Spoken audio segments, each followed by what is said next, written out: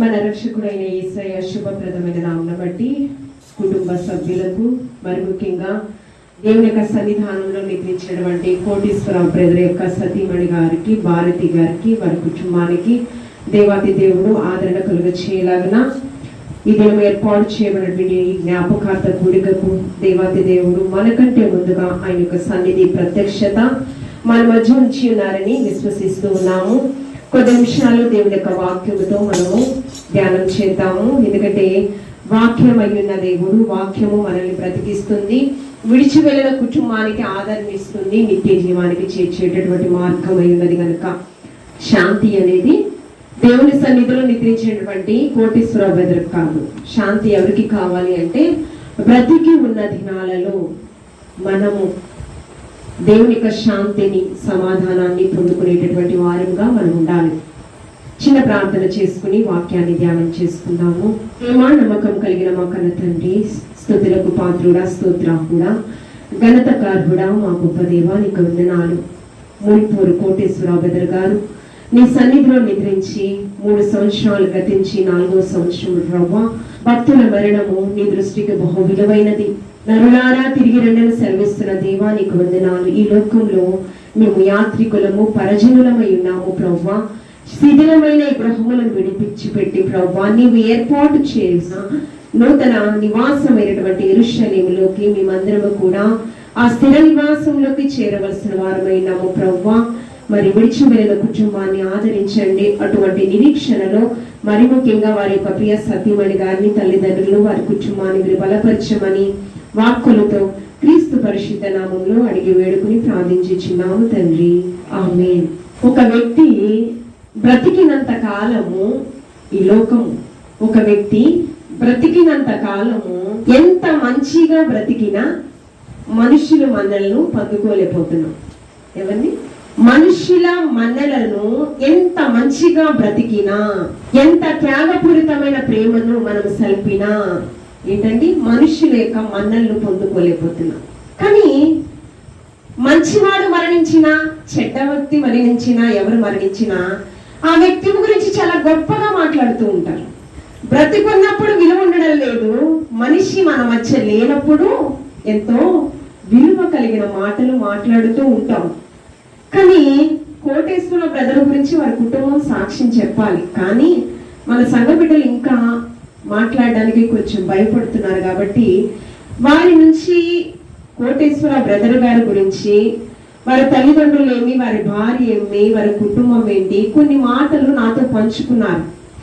ఎప్పుడు రాజాని సన్నిధిలో నింటానయ్యా అనే పాట, లేదా కన్నీరేలమ్మ ఈ పాట ఆరాధనలో పాడుతున్నప్పుడు ఆ తల్లి ఏడుస్తూ ఉంటది. జ్ఞానమ్మ గారు, ఏంటమ్మా ఎందుకు ఇలా ఏడుస్తున్నావంటే, ఎప్పుడు ఆమె ఒకే మాట చెప్తుంది, నా పెద్ద కొడుకు తండ్రిలాగా కుటుంబాన్ని సాకాడమ్మా, మాకు తల్లిదండ్రులకు ఎటువంటి కష్టం లేకుండా కుటుంబాన్ని భుజస్కంధాల మీద మోసాడమ్మా అని చెప్తూ ఉంటారు.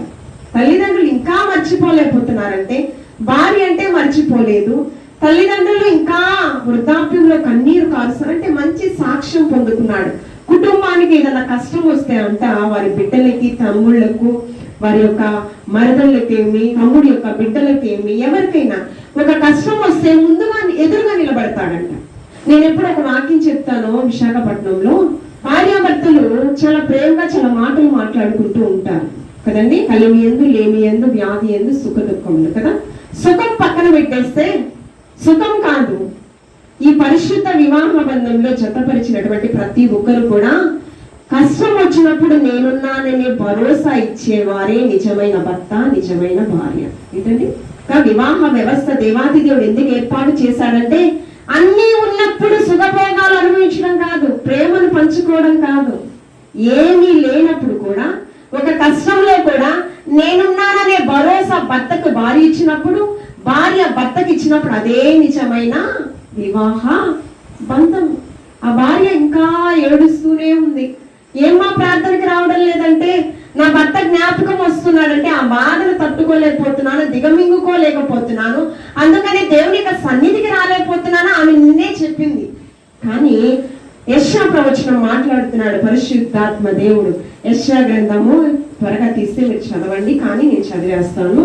యెషయా గ్రంథము 54వ అధ్యాయం 5వ వచనంలో నిన్ను సృష్టించిన వాడు నీకు భర్త అయి ఉన్నాడు. ఎవరండి? మనల్ని సృష్టించింది ఎవరు? పరమ తండ్రి.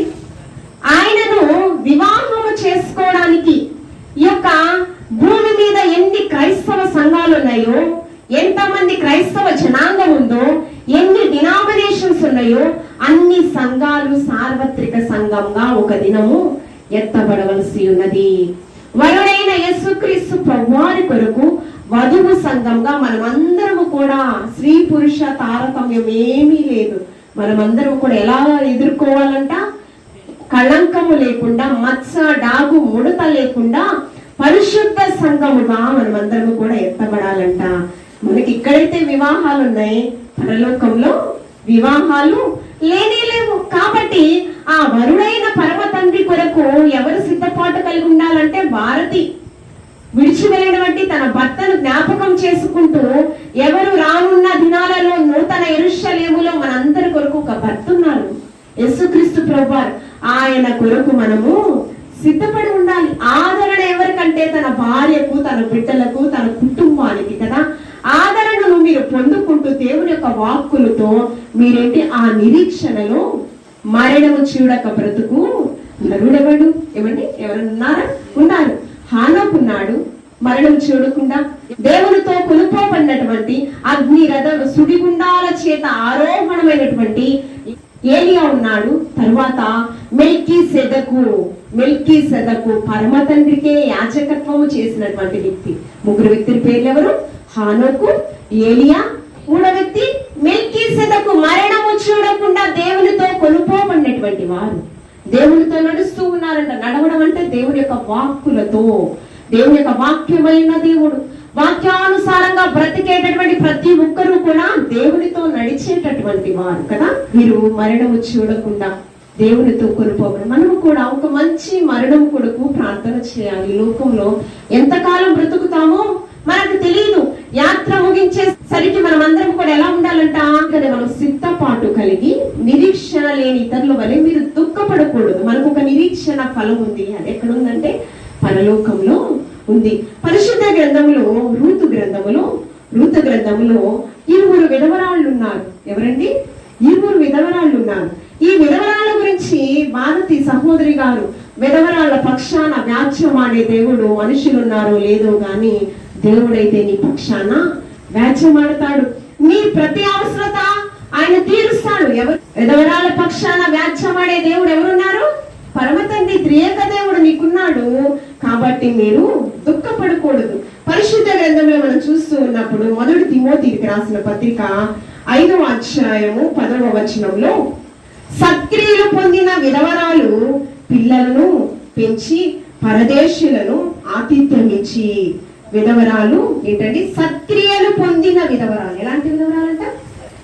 సత్క్రియలు అంటే సత్ప్రవర్తన. సత్ అంటే మంచి క్రియలు, మంచి ప్రవర్తన, మంచి క్రియలు పొందినటువంటి విధవరాలంట. వారి బిడ్డలు ఎవరు పోషిస్తారంట? దేవాతి దేవుడు పోషిస్తాడంట. విధవరాల చోలికి ఎవరు వెళ్ళకూడదు. సత్ప్రవర్తన కలిగినటువంటి విధవరాల చోలికి, భర్తను ప్రభు సన్నిధిలో ఉన్నటువంటి ఆ ఒంటరి కుమార్తెకు ఎవరున్నారు? ఇమ్మానుయేలు, దేవుడు తోడుగా ఉన్నాడు. కాబట్టి నోటి ద్వారా, మాట ద్వారా ఎలాంటి ఆమెకు అగౌరవం కలిగించేటటువంటి మాటలు మనం పలకడానికి వీలు లేదు. 68వ సంకీర్తన 5వ వచనం, 68వ సంకీర్తన 5వ వచనం చదువుకుందాము. తన పరిశుద్ధాలయమందు దేవుడు తండ్రి లేని వానికి తండ్రియు లేని వానికి విధవరాండ్రకు న్యాయకర్తనై ఉన్నాడు. ఎవరికంటే? సత్ప్రవర్తన, మంచి ప్రవర్తన కలిగినటువంటి విధవరాల కంట ఎవరు న్యాయకర్తగా ఉన్నారంట? పరిశుద్ధుడైనటువంటి పరమ తండ్రి న్యాయ నిర్ణీతగా ఉన్నాడంట. నీ కుటుంబంలో లేకపోతే ఎవరైనా కూడా నీకు ఒక కష్టం వచ్చినప్పుడు న్యాయం గురించి మాట్లాడలేదని నువ్వు కుమిలిపోతున్నావేమో ఏ ఒక్క సందర్భంలో, కానీ న్యాయకర్తగా పరిశుద్ధుడైనటువంటి పరమ తండ్రి నీకు తోడుగా ఉన్నాడు. ద్వితీయోపదేశ కాండం 24వ అధ్యాయం 17వ వచనం చదువుకుందాం. ద్వితీయోపదేశ కాండం 24వ అధ్యాయం 17వ వచనం. న్యాయము తప్పి తీర్పు తీర్చకూడదు. ఈ సత్క్రియలు ఉన్నటువంటి భర్త లేనటువంటి తల్లి గురించి అంట న్యాయము తప్పి తీర్పు తీర్చకూడదంట. ఏది పెడితే అది మాట్లాడడానికి వీల్లేదు. ఈ తల్లి గురించి ఎలా మాట్లాడాలి? న్యాయము అనుసరించి తీర్పు తీర్చాలంట. న్యాయ వీలు లేదు. అంతేకాకుండా విధవరాలి వస్త్రములను తాకట్టు తీసుకొనకూడదు. ఏం చేయకూడదు? ఈ విధవరాల వస్త్రాలనంట, వస్త్రాలే కాదు, బంగారమే కాదు, ఈమెకున్న ఏమి కూడా మనము తాకట్టు తీసుకోవడానికి, అంటే ఆమె కష్ట పరిస్థితుల్లో, క్లిష్ట పరిస్థితుల్లో ఏదైనా మీ దగ్గర వడ్డీకో ఏదైనా తీసుకోవడానికి ముందుకు వచ్చిందంటే వస్తువు తీసుకుని నువ్వు రుణం ఇవ్వడానికి, రుసుము ఇవ్వడానికి చెల్లదు. ఆమె నుంచి ఏది కూడా నువ్వు తాకట్టు పెట్టుకోవడానికి వీలు లేదు. నిన్నే ఎవరితో చెప్పాను, ఇల్లు స్థాపన కార్యక్రమాలలో చెప్పాను, గృహం ఇలా నిర్మించుకున్నామా, రానున్న దినాలలో బిడ్డలు ఈ రీతిగా ఉంటారని చెప్పే ప్రక్రియలో ఏం చెప్పానంటే పిట్టగోడ కంపల్సరీ ఉండాలి. పరిశుద్ధ గ్రంథంలో పిట్టగోడ ఖచ్చితంగా మన గృహానికి కట్టాలి. అది ఒక కట్టడగా దేవాతి దేవుడు మనకిచ్చాడు. ఈ యొక్క తల్లి గురించి మనం ఏం చేయాలంట? న్యాయమును బట్టే తీర్పు తీర్చాలంట. అంతేకాకుండా తన వస్త్రములను దేనిని కూడా నువ్వు ఏం చేయకూడదు, తాకట్టు నువ్వు తీసుకోవడానికి వీలలేదు. ఈ పరిశుద్ధ గ్రంథంలో చూడండి, రూతు గ్రంథంలో 2 విధవరాళ్ళు ఉన్నారు. ఈ రూతు గ్రంథంలో 2 విధవరాళ్ళు ఉన్నారు. ఆ 2 విధవరాళ్ళు మనం చూసినట్లయితే బెత్లెహేము ప్రాంతానికి చెందినటువంటి వారు. బెత్లెహేము అనగా ఏంటంటే రొట్టెల గృహము. చెప్పండి, బెత్లెహేము రొట్టెల గృహము, సమృద్ధికి ఆశీర్వాదానికి నిలయమైన రొట్టెల గృహము. ఈ రొట్టెల గృహములో ఎవరున్నారంటే నయోమి ఉన్నారు, తన భర్త ఎలీమెలెకు ఉన్నారు, తనకి 2 కుమారులు ఉన్నారు. అనుకోని రీతిగా బెత్లెహేము గ్రామంలో కరువు వచ్చింది. ఏమొచ్చింది? కొద్ది దినాలు కరువు వచ్చింది. కరువు వస్తే నయోమి అనే మాటకు అర్థము చూడండి, అందమైనది, మంచిది అని అర్థం. ఏంటి? అందమైనది, ఆత్మ సౌందర్యం కలిగినటువంటి వ్యక్తి, మంచి వ్యక్తిత్వం కలిగినటువంటి స్త్రీ అంట. ఈ స్త్రీ కొద్ది దినాలు కరువు వచ్చిందని ఏం చేసిందో తెలుసా? ఆశీర్వాదానికి నిలయమైన బెత్లెహేము పట్టణాన్ని విడిచిపెట్టి ఎక్కడికి వెళ్ళిపోయిందో తెలుసా? అన్య దేశమైనటువంటి మోయాబు ప్రాంతానికి, దేశానికి వెళ్ళిపోయిందంట. అది అన్య స్థలము, విగ్రహారాధనతో నిలిచినటువంటి స్థలము, దేవుణ్ణి తృణీకరించినటువంటి స్థలము. ఆ దేశానికి, పట్టణానికి వెళ్ళిపోయిందంట. నయోమి తన భర్తను, బిడ్డల్ని తీసుకుని వెళ్ళింది. వెంటనే వచ్చిందా? రాలేదు. అక్కడ ఏం చేసిందో తెలుసా? అన్యులనిచ్చి వివాహం చేయడానికి ఎంత మాత్రము దేవాతి దేవుడు అంగీకరించాడు. కానీ ఎవరినిచ్చి? మోయాబు సంతతిలో ఉన్నటువంటి రూతును, ఓర్పాను అనేక 20 కుమారులకు ఇచ్చి వివాహం చేసింది. కష్టమని మోయాబు ప్రాంతానికి వెళ్ళిపోయింది, ఆశీర్వాదాన్ని విడిచిపెట్టి. కష్టము తీరన నష్టాన్ని తెచ్చేస్తుంది. తీరని నష్టం అంటే పూడ్చుకోగలమా? కష్టమైతే పూడ్చుకోవడం, కష్టపడి ఏదో శ్రమపడి పూడ్చుకోగలం ఒప్పుంటే. కానీ తీరని నష్టము, నీకు శరీరంలో సత్తువే లేకపోతే, శరీరంలో అన్ని అవయవాలలో సర్వేంద్రియానం నయనం ప్రధానం కదండి. ఈ కళ్ళు లేకపోతే ఏ పని చేయలేము, వెన్నుపూస లేకపోతే ఏ పని చేయలేము కదా. అలాగే నీ సత్తువు లేకపోతే నువ్వేమి పని నువ్వు చేయలేవు. తీరని నష్టాన్ని పూడ్చుకోలేని నష్టము తెచ్చేసుకుందండి. ఎక్కడికి వెళ్ళిపోయి? మోయాబు. బిడ్డలు మరలా పుడతారా? వాళ్ళు వృద్ధాప్యం వచ్చింది.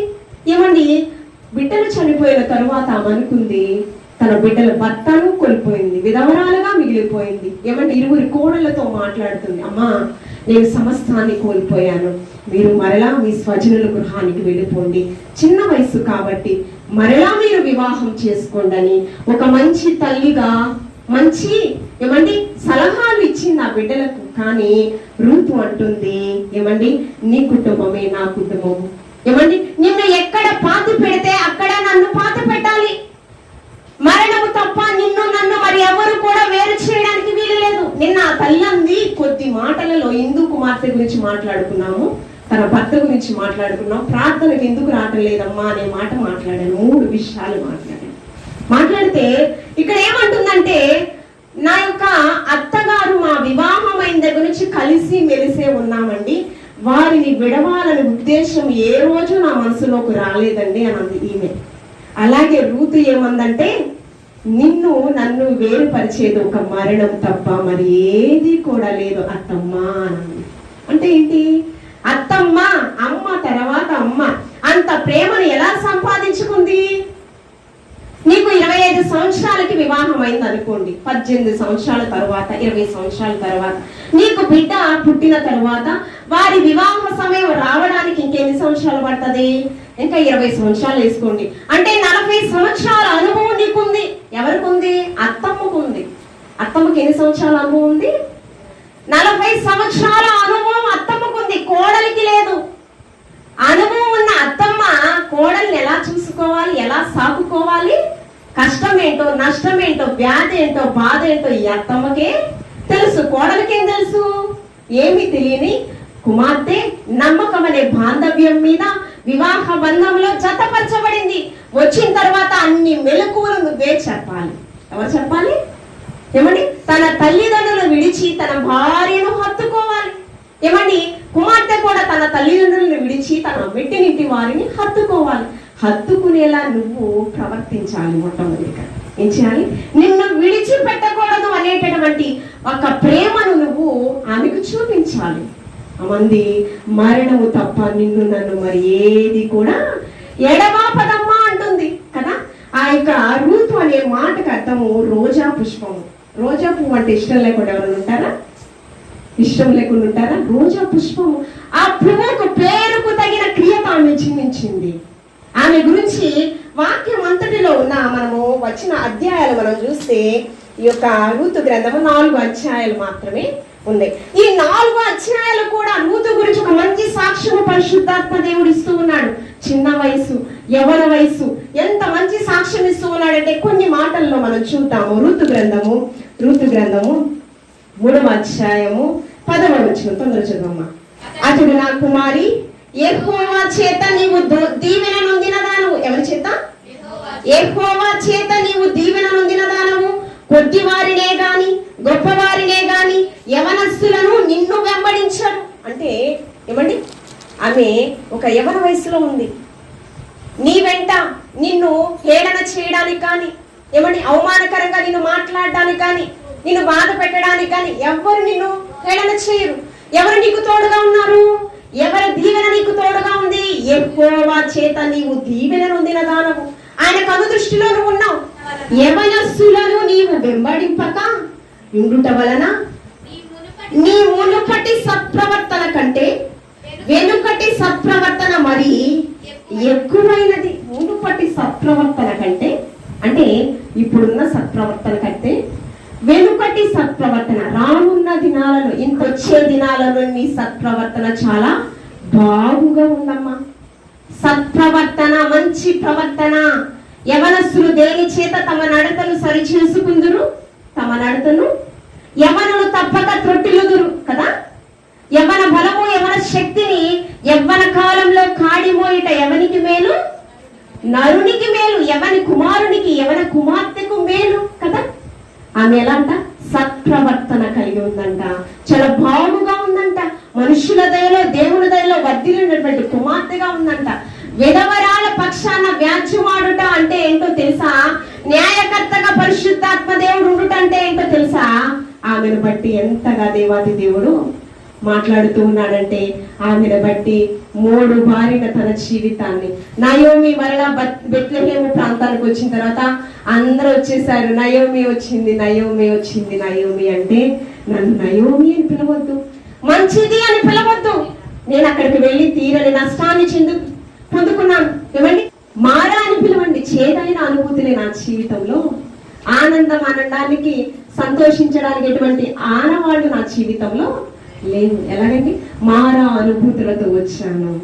ఏమండి? నన్ను నయోమి కానీ తన కుటుంబంలో మరణ మధురమైన అనుభూతులతో నింపడానికి, 3 బారిన తన కోడల లాంటి కూతురు జీవితంలో దేవాతి దేవుడు చిగురింప చేయడానికి పరిశుద్ధాత్మ దేవుడు ఏమండి ఆదరణకర్తగా, న్యాయ నిర్ణీతగా ఆమెకు తోడుగా ఉండి, బోయాజు ఎలాంటి వ్యక్తి అంటే ఆసామి దగ్గర పని చేయడానికి వెళ్ళాల. ఆసామి దగ్గరికి ఎలా వెళ్ళింది రూతు? పరిగి వేరుకోవడానికి వెళ్ళిందండి. ఆమె సత్ప్రవర్తన చూసి పరిగి వేరుకోవడానికి కొన్ని పైరులను కూడా అక్కడ విడిచిపెట్టించాడంట బోయాజు. ఎంత మనసు గెలుచుకుందండి, ఎంత మనసు గెలుచుకుంటుంది. దావీదు కూడా దేవుని హృదయాన్ని గెలుచుకున్నాడంట ప్రార్థనతో. అలాగే బోయాజు ఏమండి ఆ యజమానుని యొక్క మనసును గెలుచుకుంది. విధవరాళ్ల పక్షాన వ్యాజ్యమాడుట అంటే ఆ యజమానుని దిగి ఏమనిపించిందంటే ఒక మంచి ఆలోచన, ఈమెను నేను వివాహం చేసుకోవాలి. ఎలాగా? ఆమె కుటుంబంలో ఉంచుకోవాలనుకోలేదండి. ఒక యజమానుడు విధవరాలను దాసిగా ఉంచుకోవచ్చు కదా, ఆ రోజులలో ఉపపత్నులు ఉన్నారు, అలా ఉంచుకోవచ్చు. కాదు, నేను ఆమెకు ఒక క్రొత్త జీవితం, త్యాగపూరితమైన ప్రేమను సల్పాడు, వివాహం చేసుకున్నాడండి. ఎంత గొప్ప ధన్యత, ఎంత గొప్ప ధన్యత. రూతు ఉంది, ఓర్పా ఉంది. ఓర్పా అనే మాటకు అర్థము సహనం అంట. ఆమె మాటకు సహనం, కానీ పేరుకు తగిన జీవితం ఆమెలో లేదు. రూతేమో మరణం తప్ప నిన్ను నన్ను ఏది ఎడబాపదు అనంది. మరి సహనశీలైనటువంటి ఓర్ప అత్తను విడిచిపెట్టి వెళ్ళిపోయింది, వేరొక వివాహము చేసుకుంది. ఇక్కడ నయోమి జీవితంలో ఏమండి వారి యొక్క సంతానాన్ని దేవాతి దేవుడు ఆపివేయలేదండి. తన కోడలకు ఒక క్రొత్త జీవితాన్ని ఇచ్చాడు. ఏమండి బోయాజు రాహాబు వేగుల వారికి ఆతిథ్యం ఇచ్చింది. ఏమండి శత్రువుల నుంచి కాపాడింది. రాహాబు ఒక వేశ్య, కానీ చేసినటువంటి త్యాగాన్ని గుర్తు పెట్టుకుని దేవాతి దేవుడు ఆ కుటుంబాన్నంతటిని కూడా సంరక్షించాడు. అంతేకాకుండా బోయాజు వంశావళి నుంచే, రూతు వంశావళి నుంచే లోకరక్షకుడైన యేసుక్రీస్తు ప్రభువారు 3 వారిన జీవితాన్ని లోకరక్షకుడైన యేసుక్రీస్తు ప్రభువారు బోయాజు వంశావళి నుంచే వచ్చాడు. కాబట్టి భారతి తల్లి ఆ కుమార్తె చిన్న వయసే, భర్త లేకపోతే అది చెప్పుకోవడానికి చాలా బాధాకరం కదండి. ఎవరైనా అడిగితే ఒంటరిగా వెళ్ళి అడిగితే, మా భర్త లేడు కదా, ఎలా ఉంటున్నావు, నీ కష్టం ఏంటి, నీ శ్రమ ఏంటి, నీ ప్రేమ ఏంటి. ఏమండి వృద్ధాప్యంలో ఈ భార్యాభర్తలు ఇరువురు కూడా ఎలా ఉన్నారు? అలాగే కొంతమంది ఉన్నారు కదా వృద్ధాప్యంలో భార్యాభర్తలు కూడా, వాళ్ళని చూసినప్పుడు ఎంత హ్యాపీ అనిపిస్తుంది. కానీ చిన్న వయసులోనే భర్తలను కోల్పోవడం చాలా కష్టతరం కదా. కానీ ఆదరణకర్తగా నిన్ను ప్రేమించేవాడు, నిన్ను సృష్టించిన వాడు నీకు భర్త అయి ఉన్నాడు. నీ కుటుంబాలలో మధురమైన అనుభూతులతో నింపడానికి ఆయన సిద్ధంగా ఉన్నాడు. నేను అన్నాను, చిన్న వయసులోనే నీ కుమారుడికి ఉద్యోగం వచ్చిందమ్మా, నీ కుమార్తె ఉద్యోగం వేటలో ఉంది. ఏమండి చక్కగా విశ్వాసతలో జీవిస్తున్నటువంటి కుమార్తె, ఇంతకన్నా నీకేం కావాలమ్మా? ఇంతకన్నా బాగా చదువుకున్న వాళ్ళకే ఉద్యోగాలు లేవు, ఇంకెంతకన్నా ఏం ఆశపడుతున్నావు నువ్వు? రా దేవుని సన్నిధికి రా, ఓదార్పు పొందు దేవుని యొక్క మాటలతో అన్నాను. కాబట్టి మనమందరం కూడా అటువంటి యాత్రను ముగించుకుని మనమందరం కూడా దేవుని సన్నిధిలో ఉండాలి. కాబట్టి మనము ఎప్పుడైతే దేవునికి సత్ప్రవర్తన కలిగి ఉంటామో, దేవుని హృదయాన్ని గెలుచుకుంటామో, అప్పుడు మనకి ఆదరణకర్తగా, న్యాయకర్తగా త్రియేక దేవుడు మనకు తోడుంటాడు. మధ్యవర్తిగా మనకి సమస్తమును ఆయన అనుగ్రహింపచేస్తాడు. అట్టి కృపతో మరి భారత సిస్టర్ గారు, వారి బిడ్డలు, అదేవిధంగా మరి జ్ఞానమ్మ గారు, మరి తాతగారు, వారి సంపూర్ణ కుటుంబం దేవుని యొక్క నిత్య కృపతో సదాకాలము ఆశీర్వాద పదములు నడిపించబడును గాక. ఆమె చెప్పండి. భూ సంబంధమైన పరలోక సంబంధమైన ఆశీర్వాదాలకు యోగ్యులుగా భారతీ సిస్టర్ గారు నింపబడును గాక. ఆమె చెప్పండి. ఆమె ఈ మాటలు మనందరి వెనుకల్లో బహుగా ఫలించును గాక. ఆమేన్.